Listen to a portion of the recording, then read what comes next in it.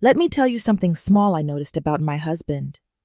At first, I thought it was nothing. I even laughed inside my mind. Because people do funny things in marriage, right? Maybe it's normal. Every morning, Kunle would set the dining table like we were expecting somebody. Not maybe somebody. Like he knew somebody was coming. One plate for him, one plate for me, then one extra plate. I noticed it on our first Monday as husband and wife in Lekki. I asked, Kunle, who is coming? He didn't even look up. He just said, nobody. I just like the table to look full. I said, okay. I moved on, because why should a plate worry me? But it happened again the next day. Same extra plate, same extra spoon. Even a small glass cup beside it, like a guest was already sitting there. I told myself, maybe he is just neat. Maybe he likes order. Maybe this is how tech people behave. Kunle works in Lekki too, and he likes things to be precise. But by the third day, it started to feel strange, because it was not only the plate. Kunle started doing this other thing too. Whenever his phone buzzed, he would turn the screen down fast, like he was hiding light. Not hiding a message, hiding the screen itself. Then he would clear his throat and say, Tolu, just be ready. Ready for what? I would ask, ready for who? He would answer, just ready. That answer used to sound harmless, but after it repeated, it began to sound like a warning. Before we continue the story, if you are new on my channel, please like, subscribe, and turn on the bell notification icon so that you will be the first to be notified anytime I drop a new story. Let's continue. On Thursday morning, I woke up early for work. I was dressing fast because Lagos traffic does not wait for anybody. I came out and saw Kunle wiping the sitting room like an inspector was coming. He wiped the center table. He wiped the TV stand. He even wiped the arm of the sofa like somebody had complained about it before. I stood there, holding my bag, watching him. Kunle, I said softly, why are you cleaning like this every single morning? He laughed small. Tolu, you worry too much. I forced a smile, but my chest felt tight, because something about it was not romance. It was pressure. And the scary part was this. It felt like our home was not really our home. That day, I came back from work tired. My legs hurt. My head was heavy. I just wanted peace. I opened the door and froze. The extra plate was there again. But this time, there was food already inside it. Fresh food, still hot. And Kunle was standing in the kitchen, not shocked at all, like he was expecting it. I asked him, slow, Kunle, who brought food into our house? He didn't answer me quickly. He washed his hands for too long. Then he said, very casual, my mom passed by. Passed by? I repeated. Into our kitchen? He finally looked at me and said, Tolu, don't start. She is my mom.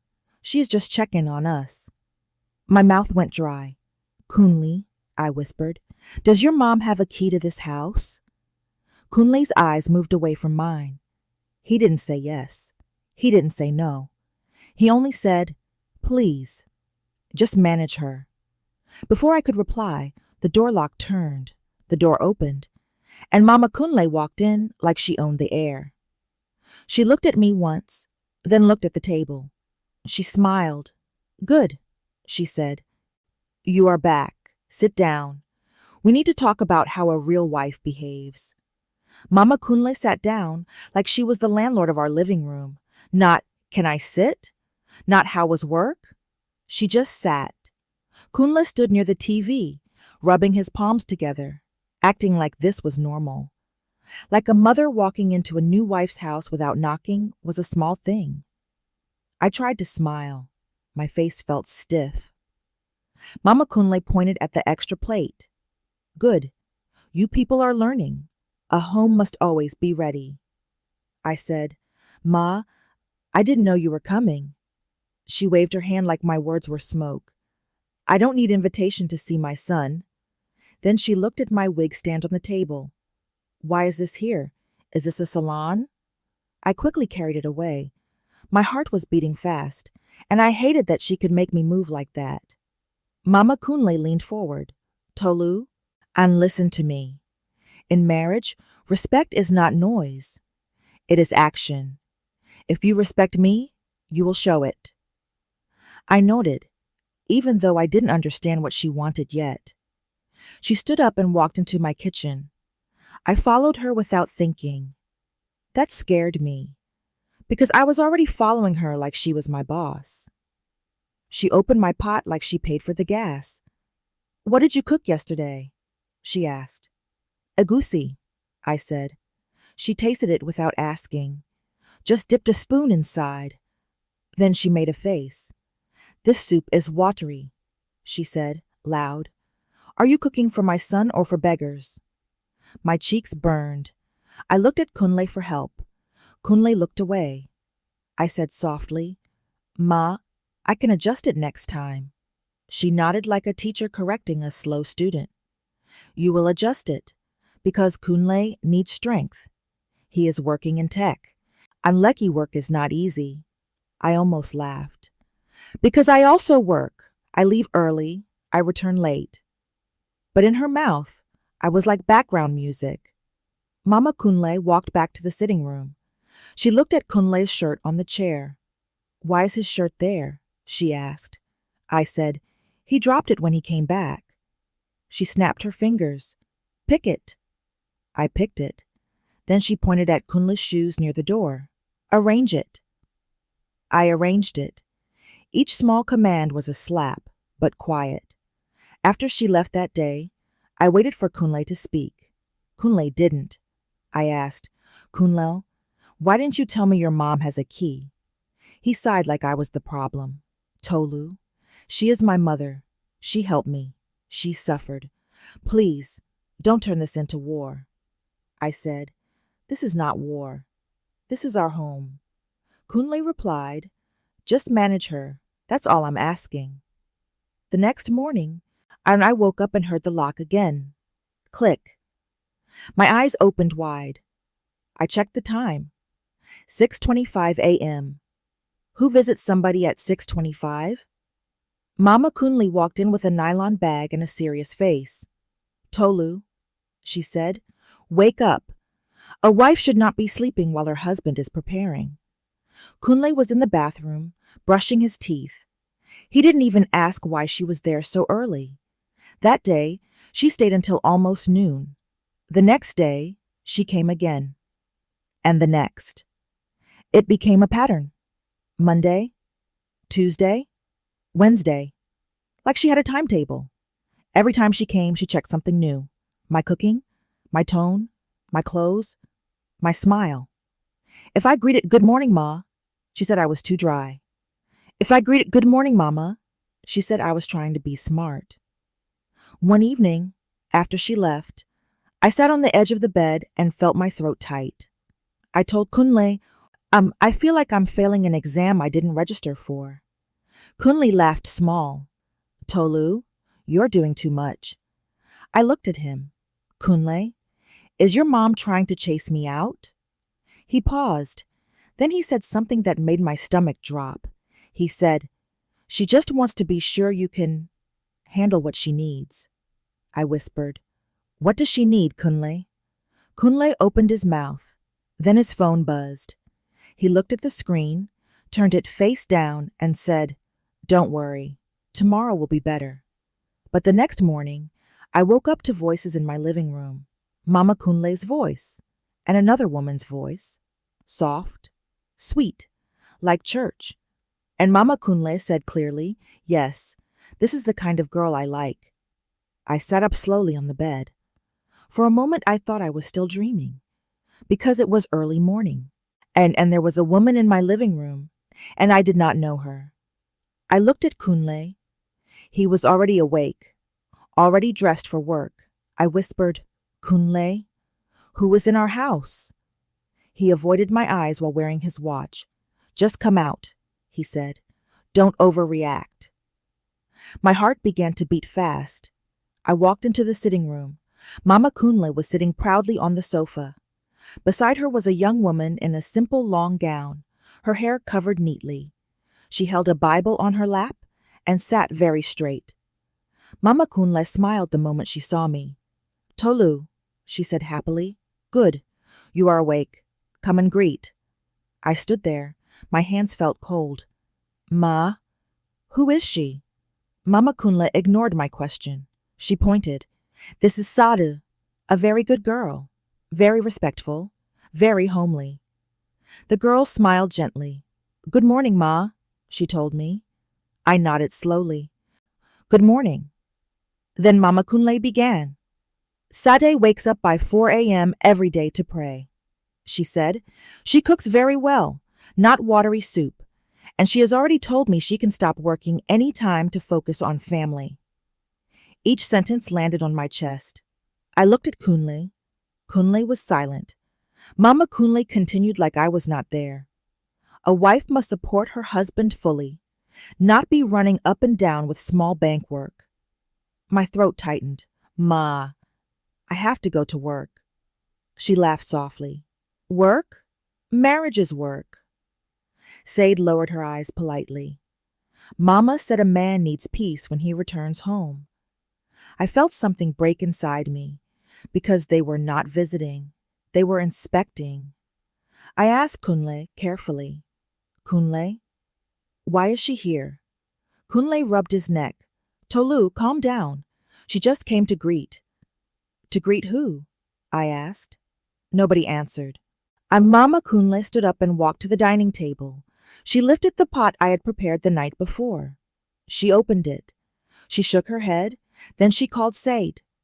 Come and see, she said. This is the soup I was telling you about. Said looked inside and gave a small, polite smile. Maybe salt is small, Ma. Mama Kunle clapped once. You see, she even speaks gently, not defensive. My ears were ringing. I said quietly, Ma, you are embarrassing me in my own house. She turned and looked at me properly for the first time. My son needs a woman who will take care of him, she said, not someone who brings office stress home and falls sick. Kunle finally spoke. Mom. But it was weak. Too late. I looked at him. Kunle. Say something. He swallowed. Then he said the sentence that ended my hope. Tolu, just cooperate, please. Cooperate? With another woman in my house? I nodded slowly. I did not shout. I did not cry. I went into the bedroom. I closed the door gently. I brought out my small travel bag. I folded 2 dresses, my documents, my ATM card. My hands were shaking, but my mind was calm for the first time in months. When I came back to the sitting room, they were still talking about recipes. Kunle looked confused. Tolu, where are you going? I looked at him and said softly, I'm going somewhere peaceful. Mama Kunle laughed. You will calm down and come back. I walked to the door. Then I stopped, because my phone buzzed. It was my office. I answered, and the HR woman said words that made my knees weak. Tolu, you didn't come to work again today. We are sorry. We have replaced your position. I stood at the door holding my bag and my phone. For a moment I did not understand what the HR woman said. My ears were hot. My head was light. Ma, please repeat, I whispered. She said it again, calm, final. Tolu, we waited, but your attendance has been poor. We had to replace the role. The call ended. My hand dropped to my side. I was no longer a wife with a job. I was just tired. Kunle walked toward me. What happened? I looked at him. My eyes were dry. I lost my job. Silence filled the house. Mama Kunle did not look shocked. She did not even look concerned. Instead, she nodded slowly. Good, she said. Kunle turned quickly. Mom? She faced me. Now you can focus properly. A wife should not be running around offices. This is better. My chest felt hollow. So, you wanted this? I asked quietly. She did not hide it any more. Yes, she said plainly. My son needs a woman who is available. I am getting older. I cannot be alone. I need someone in this family who will take care of me, cook for me, follow me to hospital, stay with me. The room became clear. Not about love, not about marriage, not about Kunle. She wanted a daughter, a caretaker, and I was failing her test. I slowly faced Kunle. Did you know? I asked. Kunle rubbed his face. He could not look at me. I thought, if you just adjusted, everything would settle, he said. That was the answer. I nodded. No shouting came out. No tears came out. Only peace. I placed my wedding ring gently on the dining table, the same table with the extra plate. I didn't marry your mother, I said softly. I married you. Kunle stepped forward. Tolu, wait. But I shook my head. The day you told me to keep managing her, you stopped managing me. I walked out. No drama, no noise. Just the sound of the door closing. 3 months passed. I moved into a small apartment in Yaba and got a new bank job. Smaller salary. But my chest felt light every morning. Nobody inspected my soup. Nobody opened my door at sunrise. One evening, someone knocked. I opened it. Kunle stood there. His eyes were red. His shirt was rough like he hadn't slept well. Tolu? He said, voice breaking. I waited. Said left, he said. I said nothing. He continued. She said she cannot marry a man who cannot protect his own wife. She said she was afraid she would become the next you. His shoulders shook. I didn't know it was this bad, he said. Please come home. I looked at him for a long moment. I felt sad, but I did not feel pulled. Ma Kunle, I said gently. A home is where someone stands beside you, not where you beg for space. He cried. I did not. I closed the door slowly, and for the first time since my wedding, I slept peacefully. Comment Part 2.